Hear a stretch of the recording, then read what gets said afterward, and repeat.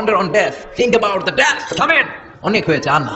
মাঝে মাঝে কবরস্থানে যাবেন, আল্লাহ তো ছাড় দেয় কিন্তু ছেড়ে দেয় না, এটা জানেই না। আর কতদিন? অনেক দিন তো হলো এই পৃথিবীতে। Okay, this is February 22nd around 12 p.m. and I went back to my channel and now the Islamic terrorist channels have reappeared in some kind of cyber attack. They had disappeared for a few days after I disengaged the ability to be associated with certain channels. So I thought maybe these people had backed off. Obviously they haven't. The only thing that's changed, this was not here this morning, so I did visit a targeted individual's website, and that's the only thing that's changed. So this could be attacked from the website I visited, which I will go back and see what's going on at that website, because they set up fake people to run these LARPs. They're called school plays. So they'll have gatekeepers or people in their ranks of these cyber stalkers who will act like they are a targeted individual, reveal all the methods, and basically have people contact them so they can gatekeep and find out what's going on with those who are being targeted, and then the person that they contact will act like they're giving them help, but what they're really doing is misleading them. So yeah, there was a guy from Fresno, his name is Barden. He says he's a targeted individual. So I'm starting to have my doubts that he really is. So I'm going to go back to his site and see if I get attacked again. Back to the point at hand that I've been attacked again today. I wanted to know what was different about my computer today, because it looks as though I had not been attacked by these Islamic terrorist sites for about a week, and then suddenly today I was. So I looked at my computer and I went through some antivirus software, and I realized that several new programs were on my computer just today. One of them is Elevation, which targets an individual's location more precisely than your regular phone. So it gives exact elevation coordinates as well as a general area that you might be in on a map, so they can target you more precisely. Then through my Tor browser was a program that was downloaded. It was a bridge for bridging through Iran and going around the censorship software of the Iranian government. Now this doesn't mean that my target came from Iran. It was just routed through a proxy in Iran through the Tor browser. So I looked it up, and definitely it was just installed today. And definitely I was attacked today, and it doesn't necessarily come from Iran. It can originate like in Virginia or Quantico or wherever and route itself through Iran and then look like I'm visiting the locations in Iran or I'm communicating with someone in Iran. I don't know. But so this was changed in 2012. So I'm going to have to look at what this proxy server was doing in 2012. So here was the major change to my computer just today, and it's the installation of this OBFS proxy, the next step in the censorship arms race in Iran. This was February 16, 2012. It says on February 9th, Iran started to filter SSL connections on which much of their network.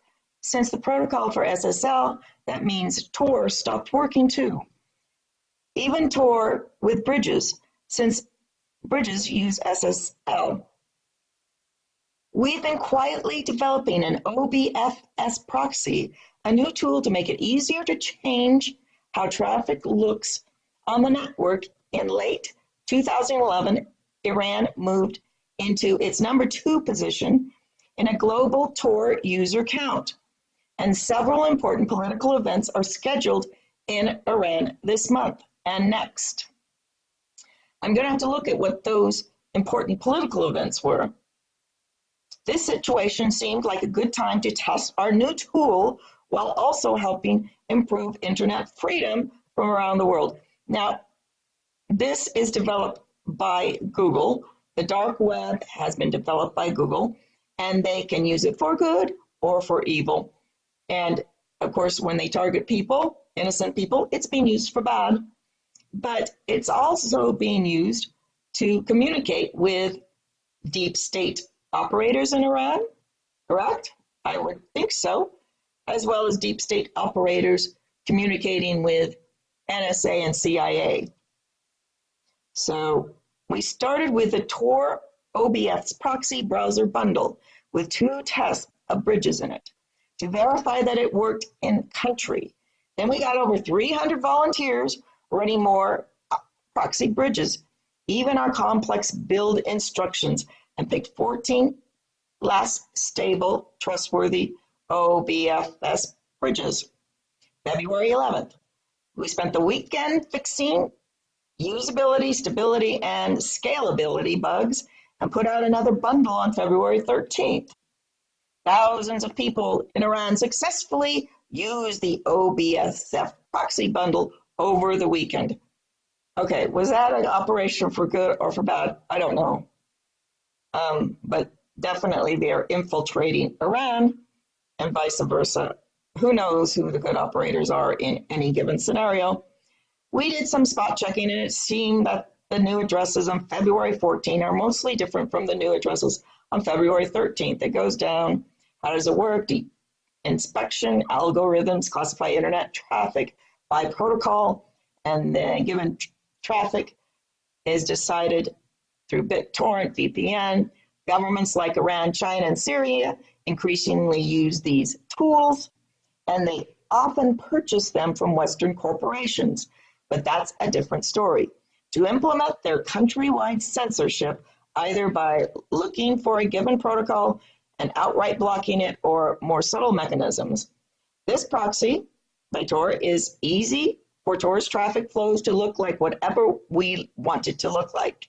This way, Tor can focus on security and anonymity, and OBS proxies can focus on appearance.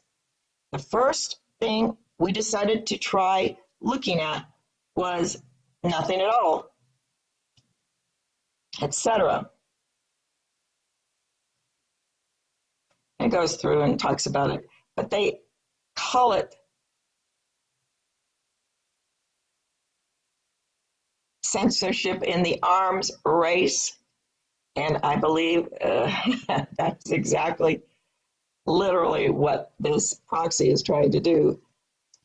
Find out about all the shipments of arms to Iran, where they're located, how they're being distributed from the American and U.S. corporations that are selling these arms through all their Swiss bank accounts and Palestinian bank accounts.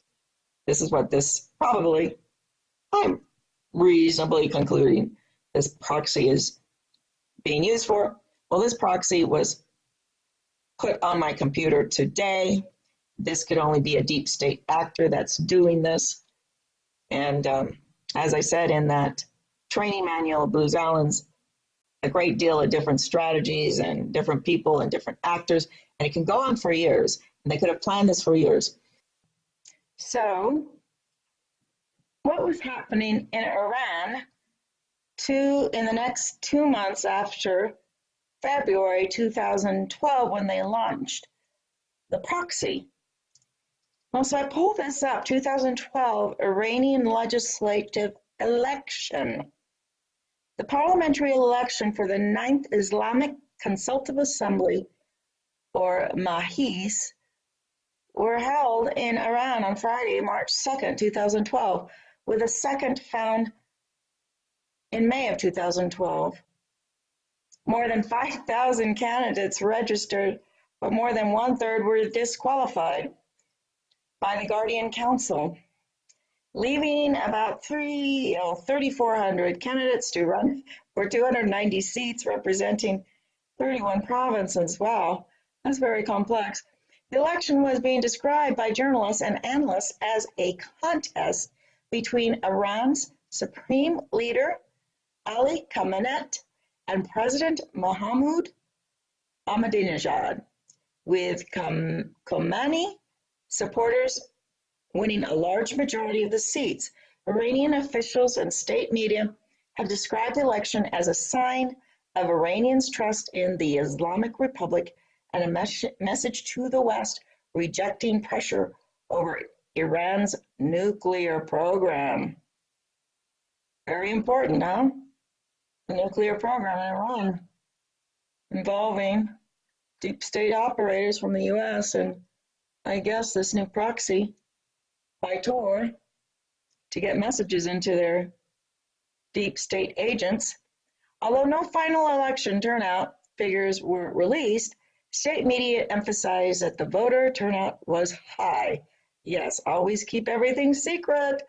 The parliament has no direct control over the key foreign and security policy matters, but some info. Okay, all right, isn't this ironic? We're accusing Russia being involved with our elections.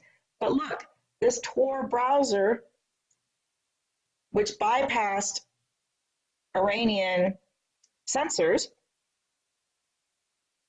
and the censorship software was sold by US companies, and yet we, the Americans, I hate to say we, it's not me. Anyway, so the US then has a back door to it. So they can make money selling bogus software, and they make money with the back doors, and then they make sure that their political party wins, and the Iranian nuclear state continues, and U.S. corporations keep selling Iranian arms to Iran. And all the time, the U.S. public is going, "Oh, Iran's so terrible." Well, Iran's not the terrible player. It's all these deep state players globally that are basically just, what shall I say, gypsies? Running the con, global con. Okay, then it goes through. But I just find that ironic that they actually mention in that article that in the next 2 months events are going to occur. And they were all set to probably interfere with this election in order to continue their nuclear uranium sales to Iran. This is kind of beyond what I want to get into. I like history. But anyway, I got hacked today. I'll probably figure out exactly who's done it also. Take me a couple days.